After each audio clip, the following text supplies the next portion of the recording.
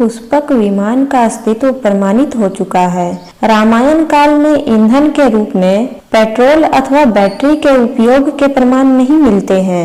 ऐसे में प्रश्न उठता है कि रावण के पास जो पुष्पक विमान था उसमें कौन सा ईंधन उपयोग किया जाता था। एक और सवाल यह है कि पुष्पक विमान फाइटर प्लेन जैसा था या प्राइवेट जेट जैसा। आइए जानते हैं पुष्पक विमान की खास बात क्या थी और क्या दुनिया में इसके समक्ष कोई दूसरा विमान भी था। तो स्टार्ट करती हूँ अपनी वीडियो को।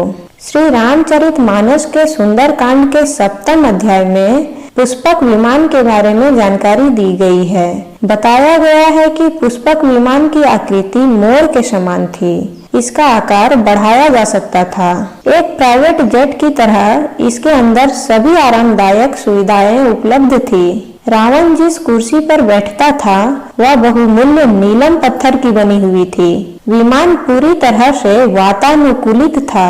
इस सब के अलावा ईंधन के बारे में लिखा है कि पुष्पक विमान अग्नि और वायु ऊर्जा से उड़ान भरता था।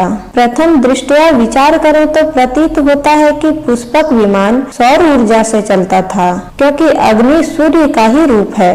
लेकिन श्री रामचरितमानस में यह भी बताया गया है कि पुष्पक विमान दिन एवं रात्रि काल में समान रूप से उड़ान भर सकता था।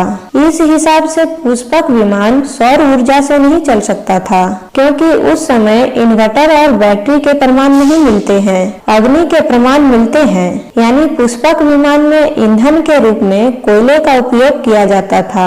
निश्चित रूप से कोयला एक शक्तिशाली ईंधन है। कुछ वर्षों पहले तक भारी भरकम रेलगाड़ियों में भी कोयले को ईंधन के रूप में उपयोग किया जाता था, क्योंकि कोयले का ईंधन के रूप में उपयोग करने के लिए अग्नि और वायु दोनों की आवश्यकता होती है।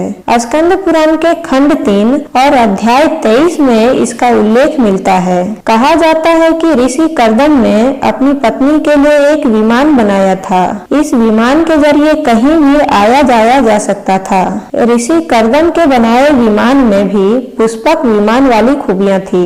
श्री वाल्मीकि रामायण में बताया गया है कि पुष्पक विमान में यात्रियों की सुविधाओं के लिए सभी प्रकार के उपकरण उपलब्ध थे और यह विमान किसी भी प्रकार के हमले से यात्रियों को बचाने में सक्षम भी था। यह एक लड़ाकू विमान की तरह दुश्मन पर हमला करने में सक्षम था। इसके अंदर बड़ी संख्या में सैनिकों को छुपा कर ले जाया जा सकता था। और इसी के साथ अपनी वीडियो को समाप्त करती हूँ। वीडियो कैसा लगे कमेंट बॉक्स में जरूर बताएं और वीडियो को लाइक जरूर कीजिएगा, जिससे मुझे और भी वीडियो बनाने का मोटिवेशन मिलती रहे। तब तक के लिए बाय बाय।